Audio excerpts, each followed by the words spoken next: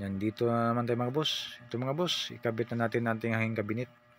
Ito pala mga boss, ginamitan natin ng hose level mga boss para sigurado tayo. Ayaw kong gumamit ng level bar kasi parang ito sa akin wala akong kumpiyansa, dapat hose level. Then pagkatapos mga boss, ilagay natin ng stante. Ito yung unahin natin sa pagkabit. Tapos lagyan natin ng marking yung nilagay natin yung, kasi mga boss meron na tayong butas dito, lagyan natin marking. Diyan na tayo magbabase sa pagbarina. Ang barina pa lang gawin natin mga boss, unahin natin sa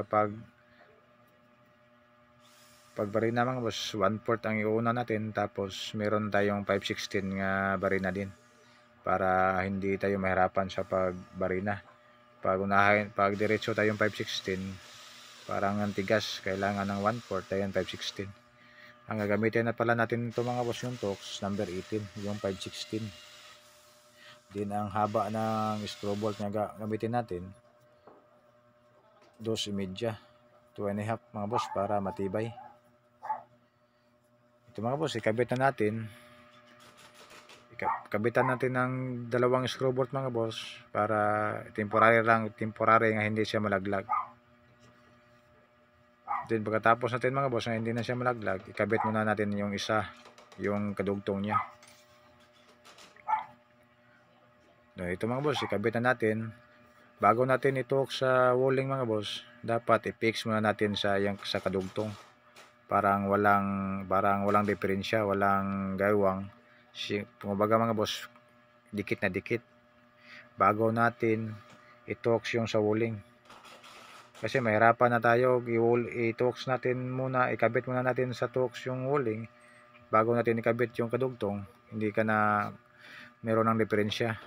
Pagkatapos natin ikabit, pag okay na, dapat natin lagyan natin ng lahat ng torx, lahat ng nilagyan din ng barina, yung butas niya mga boss.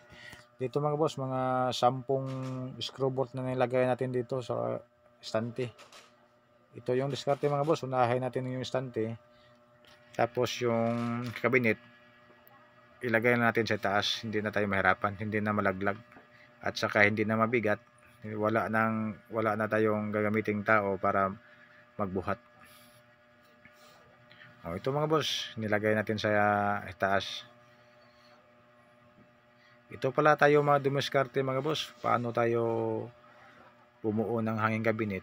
Katulad nito mga boss, buuhin natin sa shop, tapos pag-deliver natin, finish na. Hindi kagaya ng iba mga boss nga actual nila buuin. Kumbaga mga boss, diskarte lang sa furniture. Ito yung sa amin, buuhin namin muna, finish namin tapos ikabit. Then ito mga boss, tulad ng nauna mga boss, unahin natin sa pag-fix itong kadugtong. Diyan tayo magbabase mga boss. Pagkatapos ma-fix na, sa walling na naman, diyan na tayo magbabase. Wala tayong kumpiyansa mga boss, dapat makadikit yung kadugtong, walang diferensya tignan. Pag fix na mga boss, siya ka magbabarina tayo sa walling. Ito pala mga boss, yung mga basher natin mga boss. Itong style natin mga boss, parang kupong-kupong. Yung sa Bisaya pa mga boss ba, kinaraan ko nun kay ang bago ron yung actual nga magkabit ng hanging cabinet, para hindi ko na mahirap. Diyan sila mga boss, diyan sila na sayop. Ang pinaka critical gawin mga boss, ito mga boss, katulad ng ginagawa natin, yung sukatin lang natin ang area, tapos buuhin natin sa shop, tapos deliver, finish na. Ito yung pinaka critical nga hanging cabinet. Yung actual nga paggawa mga boss, yan ang para sa akin mga boss, yan ang kanang karpintero lang ng bahay, katulad na mga actual nga gumawa.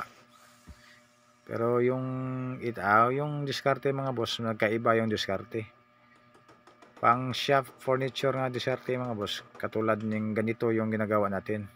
Pero hindi kayo nakapapasok ng furniture shop, iiba yung diskarte. Yan lang po ang masasabi ko, hindi ako nagmamayabang. Pero kagaya ng iba, magbaba sila sa ginawa natin, kinaraan. Kana ko nung kinaraan kay maglisod na kuno tao, mahirapan na tayo magkakabit kasi binuo na natin. Hindi kuno katulad sa kanila nga actual. Hindi naman mahirap, andali lang ikabit. Ito mga boss, kinabit ko lang ito mga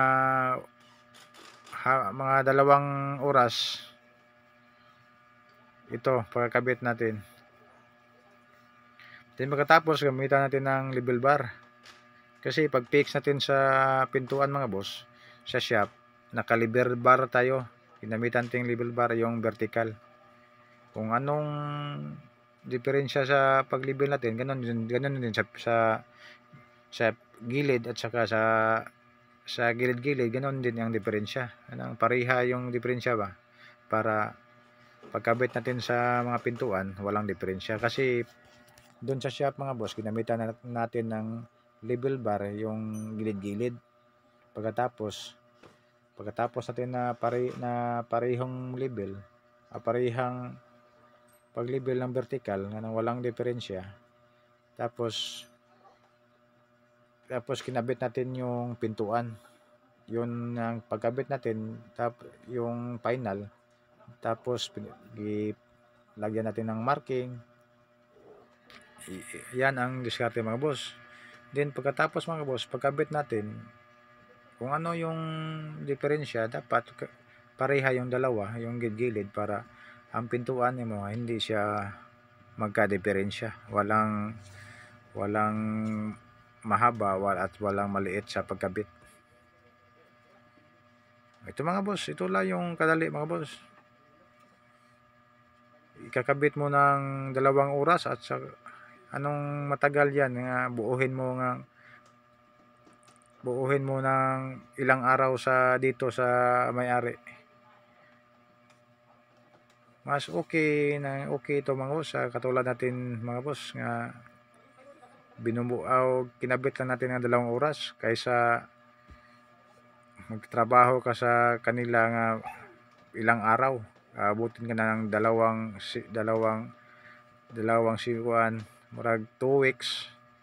Medyo mga boss, mura ka ng sa mga boss, muran mabalda na ka sa ilaha ba, mura ba ganang ang ilahang pagpuyo, mura na kag ganang samok na mga boss ba, kay dire man nimo gibuhat sa gibuo nimo dire sa ilaha, mura nag samok na. Itong diskarte nito mga boss, 2 oras lang tayo nandito sa kanila. Ito yung discarding pang shop mga boss, pang furniture shop. Hindi katulad ng iba, yung karpintero lang, buuhin nga actual. Para sa akin mga boss, hindi ako nagmayabang. Yan ang simple gawin nga buuhin nga actual. Din ito mga boss, meron tayong DIY mga boss, yung paano tayo maglagay ng handle. Nagawa tayong mga boss, ito yung gauge mga boss. Kumbaga mga boss, ito na yung basihan sa lahat nating pagbarina natin ng handle mga boss. Merong gilid niya mga boss, yung nirotira natin, diyan tayo magbabase. Katulad dito mga boss. Yan, ang gauge natin mga boss, yung caliper natin, dapat natin idikit, then barinahan natin. Ito mga boss, ito lang yung diskarte mga boss, yung DIY nga hindi tayo mahirapan. Magsukat-sukat pa ka na sukatin ng individual, medyo matagalan ka. Kailangan mo lang magamitan ng DIY, yung diskarte. Ito mga boss, marami tayo mga boss. 4 pala yung kasama nito natin mga boss. Shout out pala sa iyo mga boss. Leo Alboro, Taiwan Abilis, Niger Mabunay. Then ang nag-iisa nating hitman mga boss, yung left hand, Edmar Navarro. Dito mga boss, meron ditong outlet mga boss, yung Ito mga boss, ginawaan natin ng style mga boss, pinasok lang natin sa estante.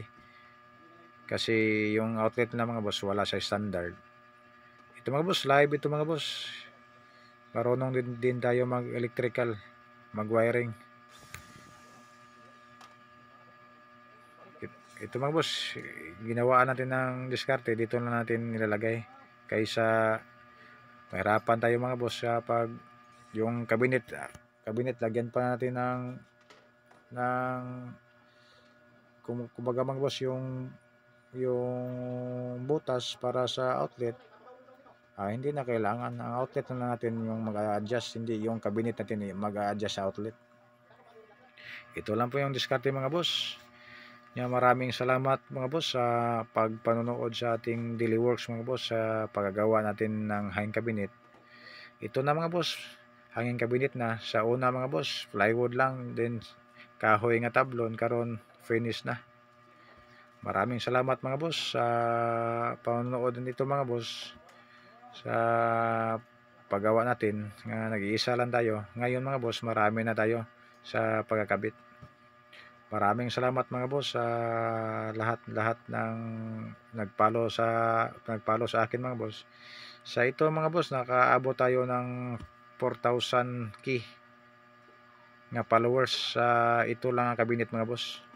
Galing lang tayo sa 1,000 followers. Ngayon 5k followers na tayo mga boss. Maraming salamat mga boss sa walang sawang sumuportar sa daily works natin mga boss, yung mga videos natin.